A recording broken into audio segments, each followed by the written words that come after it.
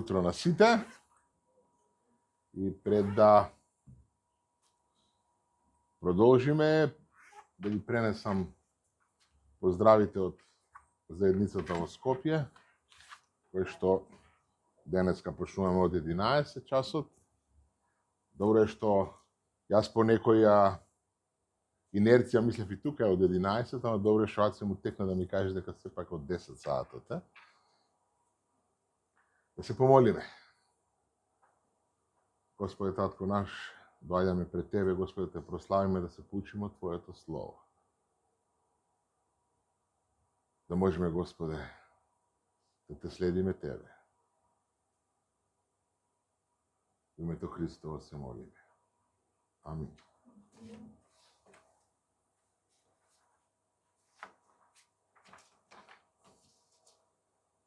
Христос се роди.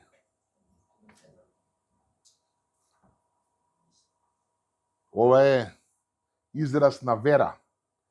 Може би за некој од адет, нешто останато од старите, може би некој смета дека така треба, но суштината на овој поздрав е всушност изјава на вера. Изјава дека се верува, дека се согласуваш дека тој ден Исус Христос во времето на Понтије Пилат се роди од Светиот Дух и од Дева Марија како вистински човек. Дека живеел на земјата, дека земал човечко тело. И навистина ова изјава е прилично сериозна, затоа што Јован, прва Јованова 4:2 вели: по ова распознавајте го Божиот дух. Секој дух што признава дека Исус Христос дошол во тело, од Бога е. Така да се каже, овој поздрав е полна одговорност. Исто и да се одговори, да се возврати со тоа дека Христос навистина се роди, е одговорност. Денеска ќе продолжиме со вашето проучување од 15-та глава, од 9-тиот до 17-тиот стих. Најнапред сакам да ги прочитам. Словото Божјо вели вака: како што ме возлюби Отецот, и јас ве возлюби вас. Останете во мојата љубов. Ако ги запазите моите заповеди, ќе останете во љубовта моја. Како што и јас ги запазив заповедите на мојот Отец и останувам во љубовта негова. Ова ви го реков за да остане радоста моја во вас и радоста ваша да биде полна. Ова е мојата заповед, да се љубите еден со друг, како што ве возлюбив јас. Никој нема поголема љубов од оваа, да ја положи душата своја за своите пријатели. Вие сте ми пријатели ако го вршите она што ви заповедам јас. Веќе не ве нарекувам слуги, зашто слугата не знае што работи господарот. Туку ве нареков пријатели, бидејќи ви кажав се што сум чул од мојот Отец.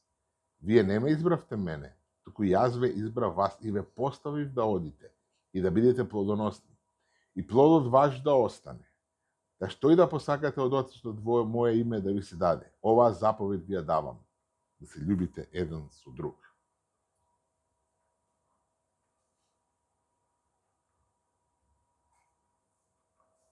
Текстот почнува, 9-тиот стих вели за љубовта, возлюбувањето. И сега можеме да си го поставиме прашањето што е љубов.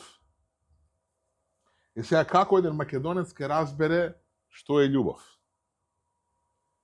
Како сите нормални работи, ќе земи речник и ќе прочита. Во Македонија ние имаме два речника. Практично едниот е тротомниот речник на македонски јазик, издаден 60-тите години, од 61 до 67 година, а вториот е малце по-модерен, од Зозе Мурговски. И да видиме што вели тротомниот љубов, што е љубов. Вели љубов меѓу маж и жена, љубов кон татковината, мајчина љубов, наклонетост, љубов кон работата и науката. И четвртото, водење љубов. За која дефиниција од овие тука, од македонскиот концепт на сваќање на љубовта, зборува текстот? Ајде, може би ова беа 60-тите години, уште јазикот не беше доразвиен, да видиме Зозе што ни кажува, што ви рекле ние во Слободна Македонија. Ќе прочитаме и ќе видиме дека истите работи ги кажува. Имаме проблем сега. Како ќе го разбереме овој текст со овие дефиниции на љубовта? Значи, во Македонија немаме чаре, ќе побараме еден од постарите речници на англиски јазик, уствари најкористениот на американски речник, Мириам Вебстер. Може би тука ќе ни помогне малце да разбереме што е љубов. Вели вака: силна наклонетост кон друг што произлегува од роднински или лични врски, например мајчина љубов кон детето. Привлечност заснована на сексуална желба.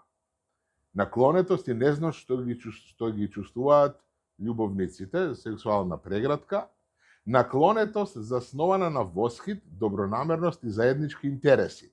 Например, љубов кон старите соученици. Пето, топла приврзаност, ентузијазам или посветеност, например, љубов кон морето. И шестото, несебична, лојална и добронамерна грижа за доброто на другиот. Братска грижа за другите, примерите што ги дава во речникот, татковската грижа на Бог за човештвото. Еве нешто поинакво. И ако гледаме ние во македонските речници, ќе видиме дека ваков концепт на љубов ние во Македонија немаме. Барем не сме имале запишано.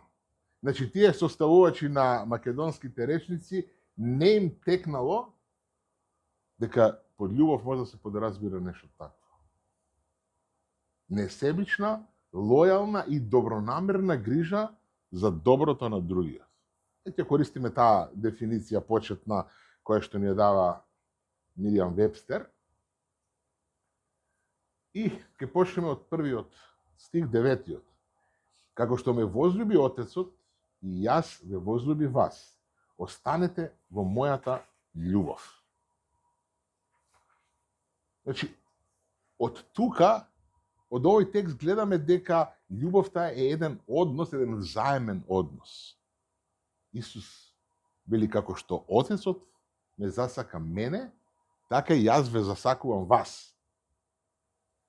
Ова зборува на Христовите ученици, на апостолите. Сега може би некој ќе си го постави прашањето: добро, дали тоа значи дека и Отецот ме љуби? И тогаш ние можеме да го употребиме и транзитивниот закон на едноста во математиката. Ако А еднакво на Б, а Б еднакво на С, следи дека А еднакво на С. Значи, ако Бог го љуби Христос, Христос не љуби нас со истата љубов, тоа значи дека Бог не љуби нас. Дали знаеме? Како знаеме дека Бог не љуби? Кој е најпознатиот стих од Библијата или од Новиот Завет? Јован 3:16, што вели? Ако знае некој, нека го каже. Ако не го знае никој, ќе го кажам јас. Зашто Бог толку го возлюби светот, што го даде својот единороден син, та секој што верува во него да не загине, туку да има вечен живот. Таа пожртвувана љубов за доброто на другите сега ни дава тука една мала уште по уточнување. И мојот омилен стих, Римјаните 5:8. Но Бог ја докажа својата љубов кон нас со тоа што Христос умре за нас уште додека бевме грешни.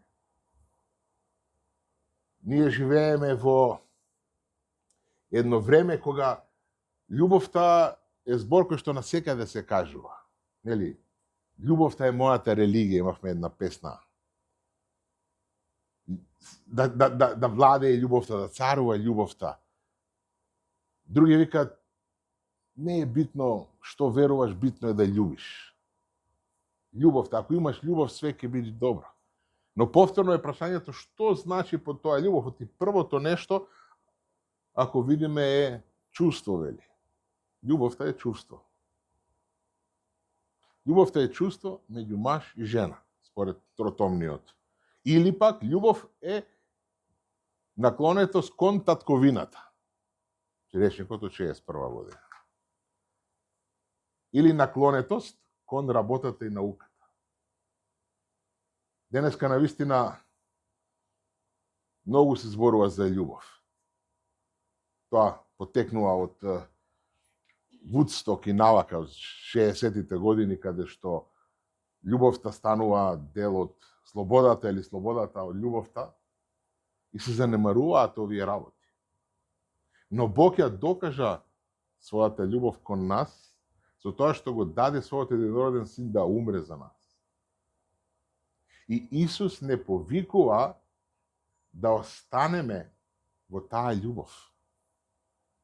Не повикува да ја чувствуваме таа љубов, туку повторно ќе се вратиме на дефиницијата што ја спомнуваме денеска, несебична, лојална и добронамерна грижа за доброто на другиот. Обично, ние кога зборуваме за љубов, зборуваме за нас, како ние се чувствуваме, нас да ни биде убаво. Но дефиницијата за љубов во текстот не е како ние само се чувствуваме, туку е несебична, лојална и добронамерна грижа за другите. Ако продолжиме со текстот, 10 стих не вели, ако ги запазите моите заповеди, ќе останете во љубовта моја. Како што јас ги запазив заповедите на мојот Отец и останав во љубовта негова. Исус ни дава уште една дефиниција на љубовта. Вели, останување во неговите заповеди. Повторно се оттргаме од она основна идеја што ни доаѓа во глава дека љубовта е само чувство. Туку останување во неговите заповеди. И ова не е еден повик за легалистичко држање на заповедите како фарисеите, кои што можеби ги почитуваа законите, но немаат добрина. 11 стих вели, ова ви го реков да остане мојата радост во вас и радоста ваша да биде полна. Можеби нас некако овие две работи не ни се спаѓаат заедно. Ем да ги почитуваме заповедите, ем да остане радост.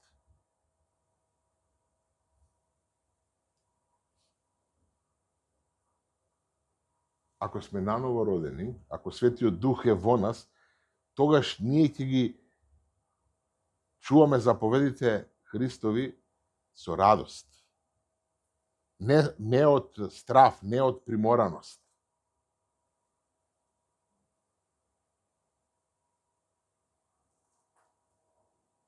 Да вашата радост да остане. Да имаме желба да ги исполнуваме неговите заповеди. И кога сме кај љубовта, Исус повторно вели, ова е мојата заповед, да се љубите еден со друг како што јас ве возљубив. Значи ни дава и пример. Не само што не повикува да се љубиме, туку ни дава и пример. И 13 стих уште повеќе, по-конкретно ни кажа дека нема љубов поголема од оваа, да ја положи душата своја за своите пријатели. Во овој момент Исус им дава едно пророштво за она што следи, што ќе се случува, нешто што неговите ученици во тој момент, верувам, не успеа да го разберат. Ова е пред Исус да го фатат, да го мачат и на крај да го погубат. Ке фати малце време додека учениците тоа го сватат.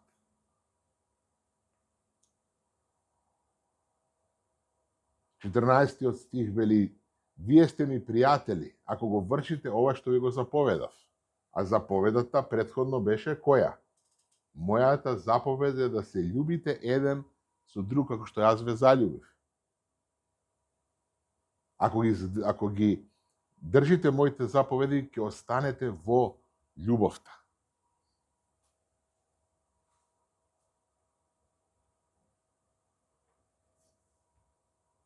Петнаесеттиот стих веќе не ве нарекувам слуги, зашто слугата не знае што работи господарот. Туку ве нареков пријатели, бидејќи ви кажав се што сум чул од мојот Отец.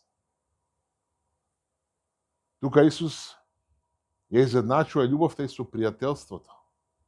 Ако ме љубите, ќе ги извршувате моите заповеди. Ако ме љубите, сте мои пријатели. И повторно да се сетиме на дефиницијата. Што рековме, што значеше љубов?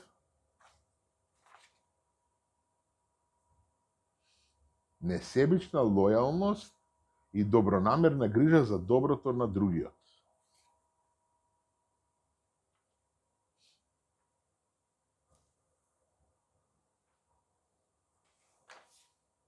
Вика, веќе не ве нарекувам слуги, затоа што слугата не знае што работи господарот, туку ве нареков пријатели, бидејќи ви кажав се што сум чул од мојот Отец.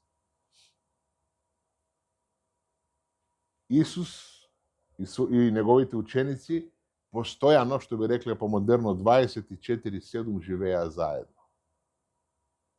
Тие ги слушаа сите негови зборови, ги гледаа сите негови дела.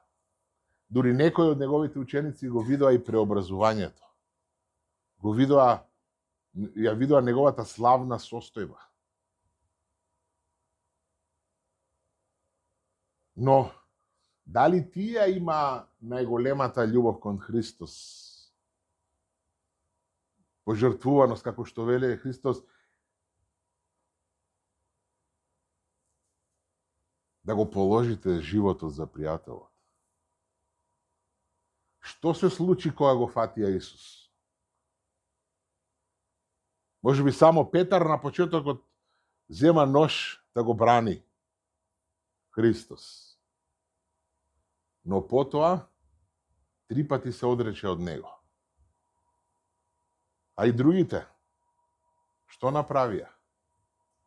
Побегнаа, се заклучија, се вратија на своите стари професии.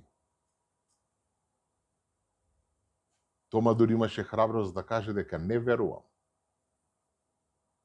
Ништо, иако поминаа 3,5 години со Исус Христос, иако во се ги поучи,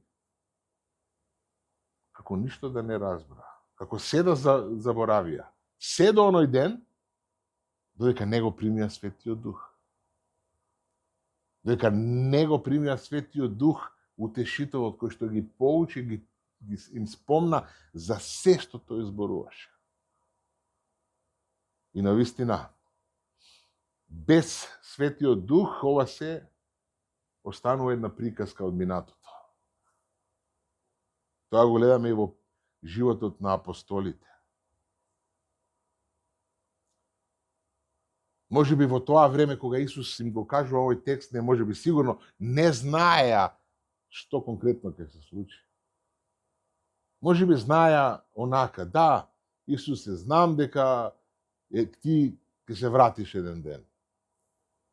Исто како што сестрата на Лазар, кога Исус дојде, нели, кај не каже, твојот брат ќе воскресне. Она рече, да, знам, на крајот ќе има воскресение. Не зборам за тогаш, зборам за сега, тука, јас сум воскресението. И кога им ги кажа овие зборови, кои што и за нас не сте баш јасни, па моравме речник да бараме, кога ги споредува пријателството, заповедите, сигурно тоа предизвика кај овие ученици, пред да го примат Христовиот Дух, предизвика неразбирање некој. Зашто станува збор? И тогаш Исус им вели, вие не ме избравте мене, туку јас ве избрав и ве поставив да одите и да бидете плодоносни, и плодот ваш да остане. Да што и да посакате од Отецот во моје име, ќе ви даде. Ова е едно охрабрување, кое што Христос им го даде. Јас ве избрав вас. И не ве избрав така за да не направите ништо, туку да одите и да бидите плодоносни. И вашиот плод да остане. Подоцна, кога ќе се раздели од нив, ќе им каже на вознесението: ќе бидам со вас до крајот на светот.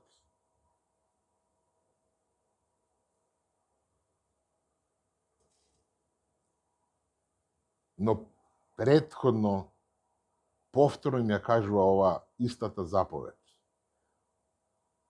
Само неколку стиха претходно им кажа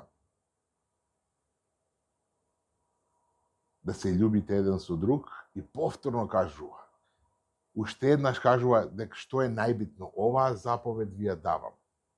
Да се љубите еден со друг. Тоа што значи? Да имаме несебична, лојална и добронамерна грижа за доброто на другиот.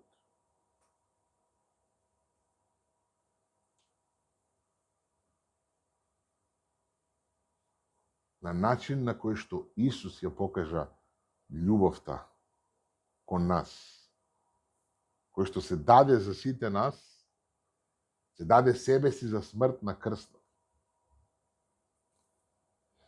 Браќа и сестри, љубовта не доаѓа од нас. Таа доаѓа од Бог, бидејќи тој прв не засака. Колку и да сакаме ние со наша сила да го направиме, тоа не можеме. И таа љубов, која што ни ја дава Бог, не е посесивна љубов само за нас, која што љубоморно треба да ја чуваме, туку треба да ја даваме на другите. Таа е таа заповед, да ги љубиме другите. И повторно се подсетиме, не станува збор за чувство, да ми е убаво према другите. Туку таа треба да биде пожртвуваност за доброто на другите. Но тоа е тешко. Дори Исус не предупредува. Во друг текст вели, лесно е да кажеме дека го сакаме Бог кој што не го гледаме, а имаме проблеми да го сакаме братот што го гледаме. Затоа што Бог не ни прави проблеми, ама со тој што седиме, што го гледаме секој ден, може да имаме проблеми и несогласувања. А што треба да правиме? Да се грижиме еден за друг, или да се љубиме еден со друг. Да ги ставиме еден друг текст, вели да ги ставаме интересите на другите пред нашите. И тоа е заповед. Нели? Андреј треба да зборува за 10 Божи заповеди, и кои што Исус ги сведува на 2. Кои беа тие? Погласно. Таа беше втората, првата. Љуби го Бог.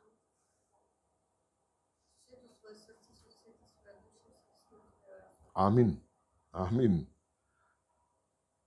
И навистина, црквата е заедница, не е театар. Не доаѓаме тука само за да си поминиме убаво, да го слушнеме говорникот, да се научиме нешто. Но од друга страна и нешто што црквата не е, а тоа е организација за помош, каде што едните даваат, едните се даватели, а другите се приматели на таа помош. Туку оваа заповед Христова важи за сите.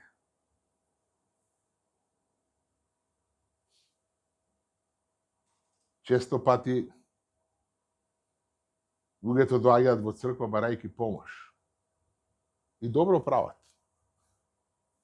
Но треба да го разбереме дека таа помош таа Христова заповед за помагање не е еднонасочна, туку таа е во двете насоки.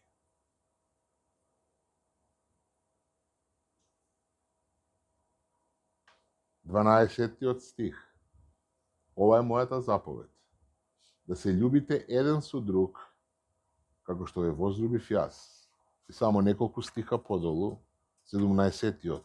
Оваа заповед ви ја давам, да се љубите еден со друг.